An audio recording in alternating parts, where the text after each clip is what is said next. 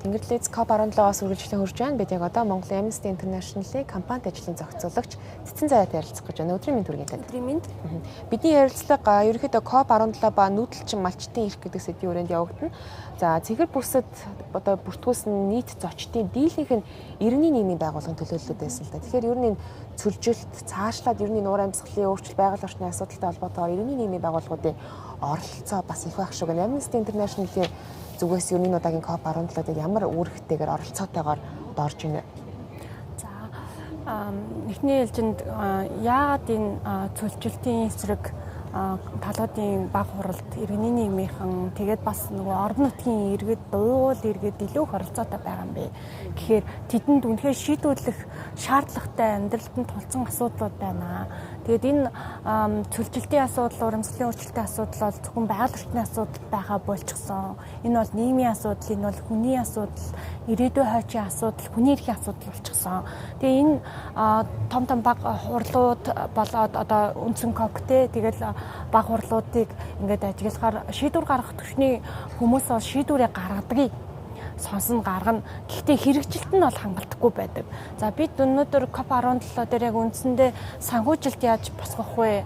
Санхүүжилтийн асуудлыг, усны асуудлыг, газрын асуудлыг, бэлчээрийн доройтлын асуудлыг, бэлчээр ашиглагчдын асуудлыг тийм ээ. За хөрсний асуудлыг ярьж байгаа. Маш олон сэдвүүд нэг дор байгаа. Тэгтэл цөмд нь тэнд дандаа бэлчээр газраас хамааралтай амьдарч байгаа ард иргэд, нутгийн иргэд эсвэл энэ цөлжилт гангаачиг уур амьсгалын өөрчлөлтийн хамгийн их одоо сөрөг нөлөөллийг хүртэж байгаа юм хохирогч орны иргэд байгаа. За ингээд амлалт өгөөд яваад байдаг, цаасан дээр гардаг том хурлууд болдог боловч хэрэгжилт нь хангалтгүй байгаа учраас одоо ингээд тэд хэрэгжилтийг шаардаж маш их одоо өргөн үрээтэй оролцоотойгоор оролцож байна л да. За Монгол улсын хувьд яагаад энийг алдаж болохгүй мөч байгаад байгаа юм бэ гэдэг. За нэгдсэн үндэсний байгууллагаас 2026 онд ч одоо нэг бэлчээртний жил болгоо зарлчихсан. За ингээд COP17-г Монгол улсад хийж байгаа. Энэ тохиолдолд бид нар COP17-г тэдэн долларын, тэдэн сая долларын, тэдэн тэрбум төгрөгийн санхүүжилт босгох гэж авч байгаа гэд өнгөцгөн бас дүгнэж энэ бас хөрцөглөөд энийг улс төрийн яриа болгоод өнгөрмөөргүй байгаа. Ийм учраас иргэний нийгмийн энд байгаа. За өчигдөр гэхэд санхүүжилтийн асуудал ярьлаа тий. Санхүүжилт яаж ил тод шудраг нээлттэй, хариуцлагатай санхүүжилтийн үр нөлөөг яаж яг орон нутгийн иргэг яг Өмнөд Говь аймгийн цогццын 3 цэцгийн иргэн яаж тэр санхүүжилтийн үр нөлөөг өгдөг юм. Эсвэл зөвхөн хөгжлийн том банкуд юм уу эсвэл төр өөрөө тэр санхүүжилтийг дундаас нь аваад шийдэлж гаргахгүй тэгэл ингээл орхидог ийм нөхцөл байдал үүсэх юм үүсэхгүй юм гэдэг асуудлыг хэн ярьж байгаа гэхээр иргэний нийгмийнхэн л энэ төчигдөр ярьлаа тийм ээ. За ингээд энд ярихлаар хамгийн чухал асуудал бид нар санхүүжилтийг ч ярьсан одоо төсвийн хөрөнгийг ч ярьсан тийм ээ. Усны асуудлыг ч өнөөдөр ярих гэж байна. Маргааш газрыг ч ярих гэж байна. Энд дандаа хүмүүс яаж оролцох юм?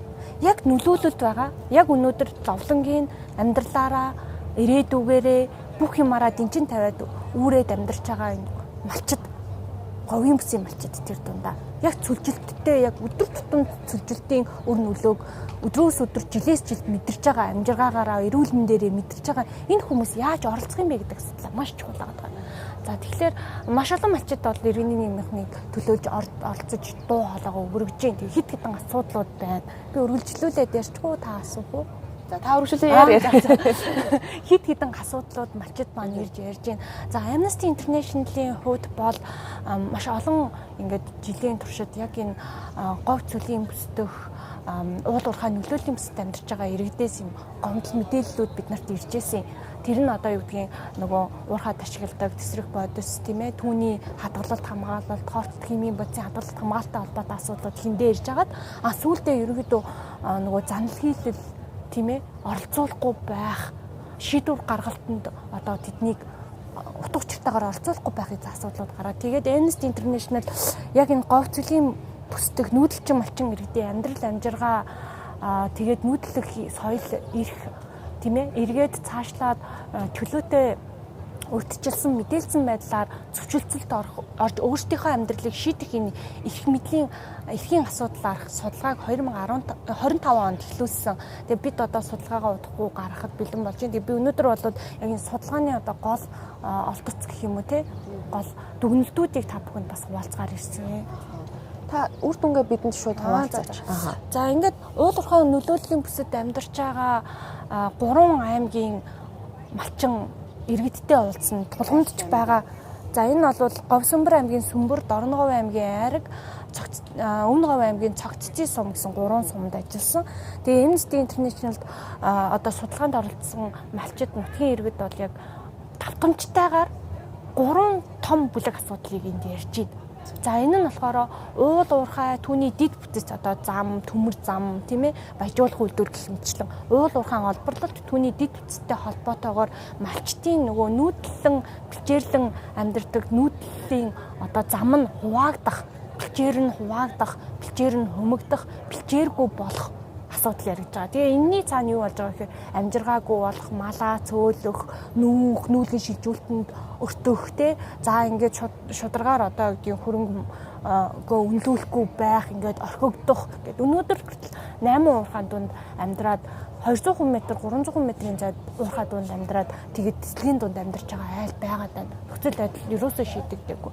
За дараагийн асуудал нь бол энэ уул уурхайгаас үүдэлтэй хүн болоод малын эрүүл мэнд бий болоод сэтгэл зүйн эрүүл мэндийн асуудал яригдж байна энд.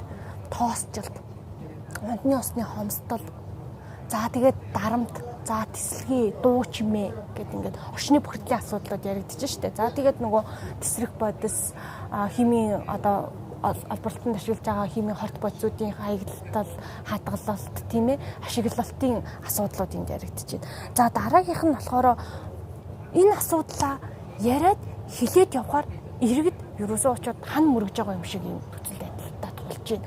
За одоо яг үндсэндээ Монгол улсад бол яг иргэдийг яг энэ нөлөөлөлд өртөж байгаа иргэдийг оролцуулж байгаа нэг ийм одоо зохицуулалт байгаа нь байгаль орчны нөлөөлөх байдлын үнэлгээ.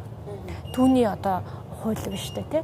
За байгаль орчны нөлөөлөх байдлын үнэлгээний хурлууд бол ерөнхийдөө ямар болж байна гэд Amnesty-гийн дүгнэлтээр бол яг олон нийтийн оролцоог хангах зөвшөлтөх үйл явцад ихэвчлэн хэлбэр төдий давчуу хугацаанд за эсвэл хүртээмжгүй байдлаар зохион байгуулагдаж байна. Нэг осондоо иргэдийг зүгээр иргэдийн нийтийн хуралд иж оролц гэдэг. Тэгээд төлөвлөгөө танилцуулахаас өмнө уурхайгаа зүгээр танилцуулж байгаа явцдаг. Тэгээд хүмүүсийн бүртгэлийг аваад тэр бүртгэлээ одоо юу гэдгийг манай бид нар төлөвлөгөөгөө танилцуулсан, байгаль орчны менежментийн төлөвлөгөөгөө танилцуулсан, төлөвлөгөөг эдгээр дэмжсэн гэдэг байдлаар авдаг ч юм уу. Иймэрхүү ийм оромцсон байдлаар ийм оролцооны ганц хэлбэр нь энд явагдаад байгаа. Тэгэхээр эргээд нөгөө хүмүүст хилдэг, сумын удирдлагуудтай хилдэг, компаниудтай хилдэг те энэ олон нүүрсний одоо отволчин ингэж энэ гүний өсчийн шахагдаад ингээд чинь хүм мал те ирсэж гин хүүхдүүд маань ирсэж гин те тэсэлгээгээ ингээд битгий шүн өрөөгөө хийгээд байгаа ч битгий ингээд дуртай газраараа замаар яваад байгаа ч гэдэг юм яриануд одоо уурхайн удирдлагууд болоод иргэдийн дунд явна. Гэхдээ энэ шийдэгддэггүй ийм нөхцөл байдал байгаад байгаа учраас Amnesty-гийн гол дүгнэлт нь ерөөсөө л яг энэ уул уурхай нөлөөллөөс үүсэж байгаа энэ сөрөг нөлөөллийг бууруулахын тулд бид нар үнэхээр яг тогтвортой цөлжилтгүй тэ иргэдийн оролцоог гэсэн ийм одоо орчин нөхцөлийг бүрдүүлнэ гэж ингэж ярьж байгаа болоод бодитоор оролцох эрх чөлөө эрхийг нь тэдэнд өгөөч. Боломжийг олгооч, хэлбэр төдий битгий байлгаач гэд. Тэгээд Amnesty-гийн ерөөсөө дүгнэлт энэ байгаль орчны нөлөөлөх байдлын тухай хууль болоод зөвхөн байгаль орчны асуудлыг ярьж байна. Тэгвэл яагаад байгалаас хамааралтай тэнд амьдарч байгаа амжиргаагаа заалгаж байгаа малчид, тэнд амьдарч байгаа нутгийн иргэд, сумын иргэд тийм ээ, тэнд амьдарч байгаа мал одоо эн чинь ингээл хинч тэр малын махыг аваад идэн штэ тий. Тэгээ энэ асуудал чи эргээд ингээ бүр юм цогц амжиргааны асуудал болоо явчихж байгаа. Тэгэхээр яг энэ нөлөөлөлт төрсэн иргэдийн чөлөөтэй urdчилсан мэдээлсэн байдлаар зөвшөлтөлд орох эрхийг баталгаажуулах шаардлагатай. Үүний түрүүнд одоо бид бүх асуудлыг бол бүгдийг баримтжуулж болно. Хэр чадаагүй. Гэхдээ баримтжуулах үүрэг нь бол засгийн газарт за төсөл хэрэгжүүлж байгаа компаниудад байгаа. Тэгэхээр энэ ямар үүрэг вэ гэхээр хүний эрхийн due diligence буюу матан шинжилгээний үүрэг гэж байдаг. Тэгэхээр байгаль орчны нөлөөлөх байдлын тухай хууль бол яг энэ хүний эрх нийгмийн асуудлыг дандаа орхигдуулдаг. Дандаа орхигдуулж байгаа. Тийм учраас яг энэ due diligence-ийг одоо заавал биелүүлэх хүний эрхийн магадлалын шинжилгээг хуульчилж өгөх ижил энэ асуудал дараа нь шийдэгдэх юм байна гэдэг ийм зөвлөмж саналууд гарч байгаа. Бид иргэний нийгмийн байгууллагатайгаа хамтраад COP17-д ч гэсэн ийм одоо үндсэн 5 зөвлөмж бас талуудад өгсөний нэг нь энэ байгаа. Нэгтгэх нь бол энэ хүний эрхийн магадлалын шинжилгээг заавал хийдгийг хуулиар баталгаажуулах. За дараагийнх нь бол энэ чухал ашигт малтмлын эрдэс олборлолттой холбоотойгоор үндэсний хууль тогтоомжийн стандарт нормыг бууруулахгүй байх. Ингээд гих мэтчлэн 5 асуудал бол энд яригдчихэж байгаа гэсэн. Маш дэлгэрэнгүй бас судалгааны үр дүнгээ бидэнд танилцуулж иргэний нийгмийн байгууллагуудын төлөөлөл болж ирсэн танд их баярлалаа. Бидэнд харамсалтай цаг байгаагаа учраас ярилцлагын түрээд өндөрлөх боллоо. Их баярлалаа. За баярлалаа.